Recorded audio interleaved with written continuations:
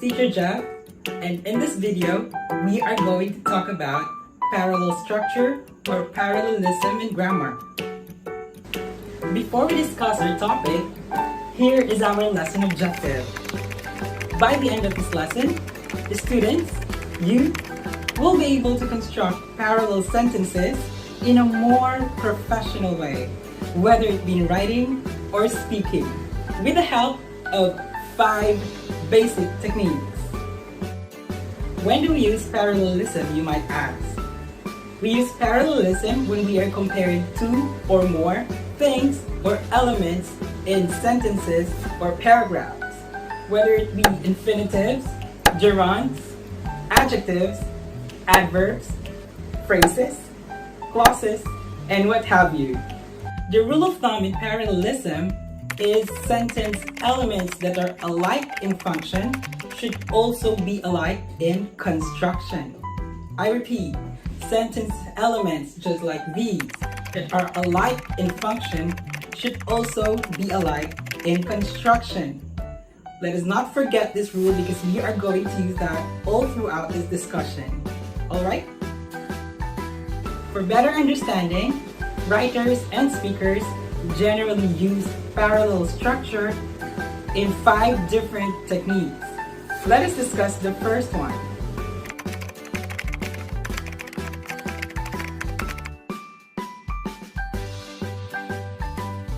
With elements joined by coordinating conjunctions, especially and, but, and or. Let me give you an example. My uncle likes to eat in expensive restaurants and visiting museums. Let us first identify the coordinating conjunction in this sentence. That's right, it's the word and. And the 2 elements that are joined by the word and are to eat and visiting. In grammar, what do we call the word to plus verb? You are correct. An infinitive. What about a verb that ends in ing and acts as a noun? That's true. It's called a gerund. Alright, let's go back to the rule of thumb in parallelism. Alike in function should also be alike in construction. Are they alike in function and construction? I don't think so. Alright, so how do we make it a parallel sentence? I am going to give you 1 minute. You can pause the video and help me make this sentence a parallel sentence. Alright, your 1 minute is up.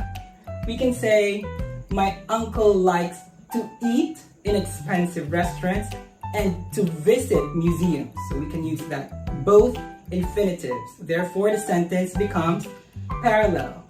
What is the other option? My uncle likes eating in expensive restaurants and visiting museums. Doesn't that sound so much better and more professional? Yes. Alright, let me give you a second example. She likes to look but not to listen. In this sentence, what is the coordinating conjunction used? Correct, it's the word but.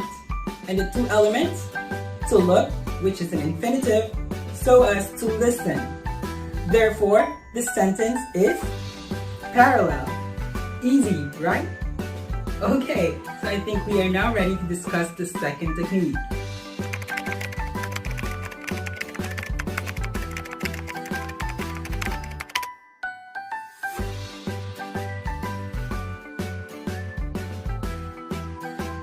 We use parallel structure with elements that are in lists or in a series.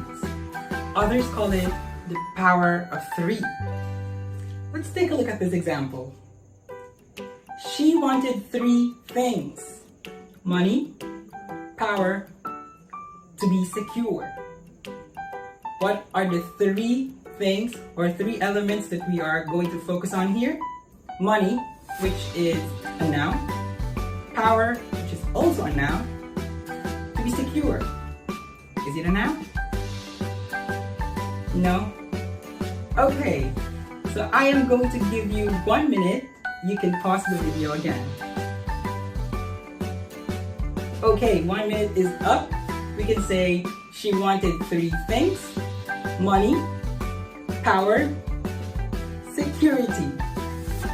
All right, that looks and sounds better.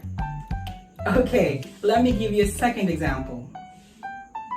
The soldiers intervene quickly, carefully, and efficiently.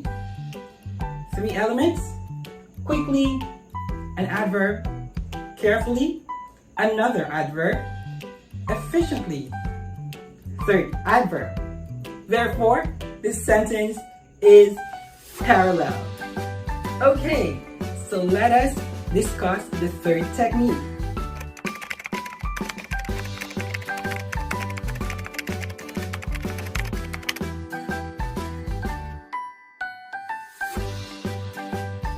We use parallel structure with elements joined by a linking verb or a verb of being. Example: to know her is to love her. What is the linking verb in the sentence? Obviously, it's the word is. What are the 2 elements that are joined by the word is? To know, which is an infinitive; to love, which is also an infinitive. Therefore, we can say that this sentence is parallel. Alright, second example. To succeed is opening a new opportunity. What is the linking verb in the sentence? The word is. What are the 2 elements? To succeed and opening. To succeed is an infinitive.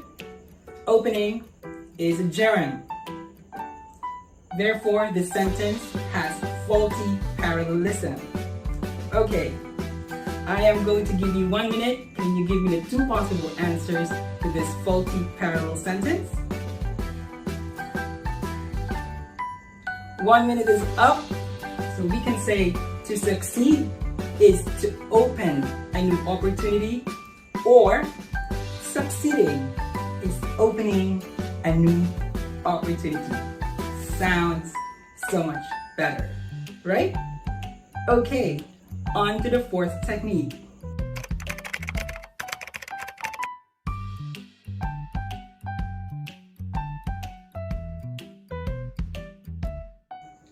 We use parallel structure with elements being compared. Let me give you an example. Driving to New York can take less time than flying there. In this sentence, let's notice the word than, which is an indicator of comparison. What are the 2 elements that are being compared in the sentence? The word driving and flying. Driving is what? Again, it's gerund. Flying is also a gerund. Therefore, this sentence is parallel. Next example. I like swimming better than to drive. Again, I like swimming better than to drive. Than is again an indicator of comparison. The 2 things that are being compared: swimming, which is a gerund; to drive, which is an infinitive. Is it parallel? No, this sentence has faulty parallelism. So how do we correct this? You know the drill. 1 minute, you can pause the video. Alright, so we can answer I like swimming better than driving, or I like to swim better than to drive. Okay, it's that easy. Let us move on to the last and final step or technique.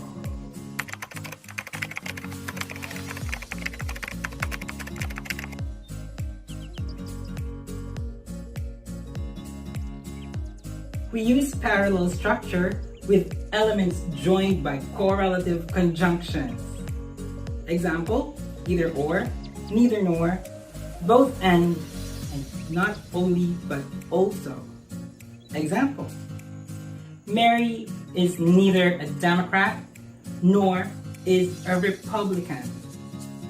Alright, so where's the correlative conjunction in the sentence? neither nor.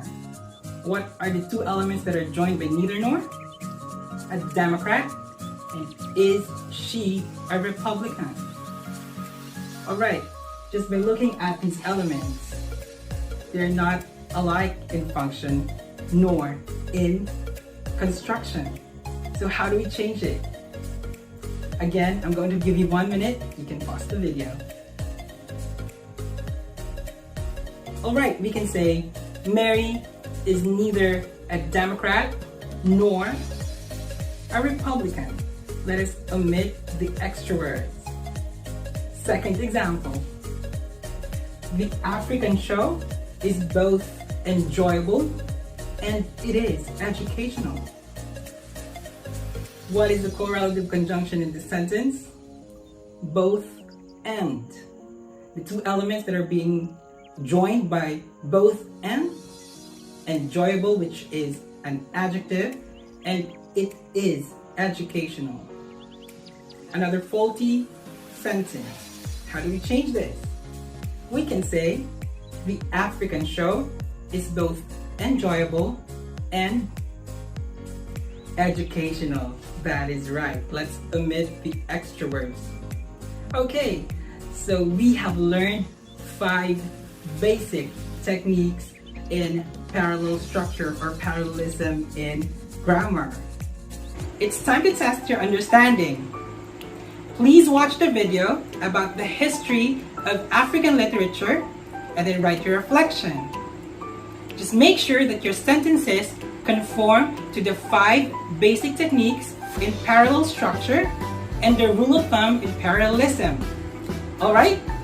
To sum it all up, parallelism functions as a means of creating a harmonious flow and rhythm with words and phrases. So let us use this to our advantage. Alright, I would like to give a huge shout out to our references. And this has been Teacher Jeff reminding you all that learning English is so much fun. Bye-bye. What does it mean to be human? What are the common experiences of all people? These may be large questions, so let's be more specific. What does it mean to be European? Any answer to this question would have to ignore specifics for each country. A similar problem arises when trying to define African literature. There are 54 nations which make up Africa. Each of these separate countries have their own history, culture, tribes and traditions. That being said, there are some commonalities shared by literature which comes from the continent as a whole. Defining African literature can be complicated. There are some authors who believe African literature can only be composed in African languages. Others believe African literature can be composed in any language so long as it is composed by authors from Africa. In this vlog, we'll narrow our focus to the broader history and characteristics of African literature in general. African literature has origins dating back thousands of years to ancient Egypt's hieroglyphs, or writing which uses pictures to represent words. These ancient Egyptian beginnings led to the Arabic poetry, which spread during the Arabic conquest of Egypt in the 7th century CE and through Western Africa in the 9th century CE. These African and Arabic cultures continued to blend with the European culture and literature to form a unique literary form. Africa experienced several hardships in its long history, which left an impact on the themes of its literature. One hardship which led to many others is that of colonization. Colonization is when people leave their country and settle in another land, often one which is already inhabited. The problem with colonization is when the incoming people exploit the indigenous people and the resources of the inhabited land. Colonization led to slavery. Millions of African people were enslaved and brought to Western countries around the world from the 16th to the 19th centuries. This spreading of African people, largely against their will, is called the African diaspora. Sub-Saharan Africa developed a written literature during the 19th and early 20th centuries.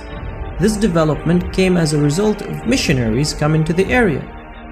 The missionaries came to Africa to build churches and language schools in order to translate religious texts. This led to Africans writing in both European and indigenous languages. Though African literature's history is as long as it's rich, most of the popular works have come out since 1950s, especially the noteworthy Things Fall Apart by Chinua Achebe. Looking beyond the most recent works is necessary to understand the complete development of this collection of literature. Now let's take a look at some of the characteristics of African literature.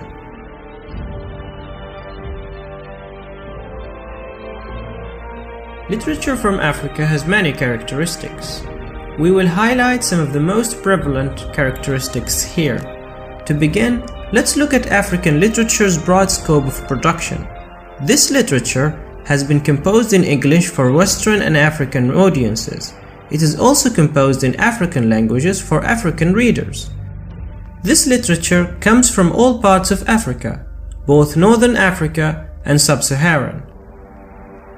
From this general perspective, let's shift to the several forms of expressions which African literature has. This literature, like many others, has its roots in the oral tradition, or sharing stories, advice, and history through talking and presenting. Early African writing tends to tell folk tales or stories and legends passed down through a culture. These folk tales are meant to provide guidance and pass on cultural history. These stories are for all members of the community, but especially for the children. African writers began to express themselves in newspapers to spread their views. African literature then expanded to include hymns, romance, epic, poetry, fictional narrative, epistles, diaries, philosophy, biography, and autobiography. One particular form of African narrative, which may have been the first to draw Western attention for the first time, was composed by slaves. An example of the slave narrative is the interesting narrative of the life and adventures of Luada Equiano, or Gustavo Vaza, the African, published in 1789. This narrative gave a vivid and horrifying image of the slave trade. Though it took many forms of expression, themes of protest began to guide 20th century African literature. The focus has been dominated by writing which decries colonization and calls for independence. Such writers as Osman Sembène, Wole Soyinka, and Chinua Achebe famously wrote during this time. They captured and communicated the general feeling of African pride in their past and the hope for the future.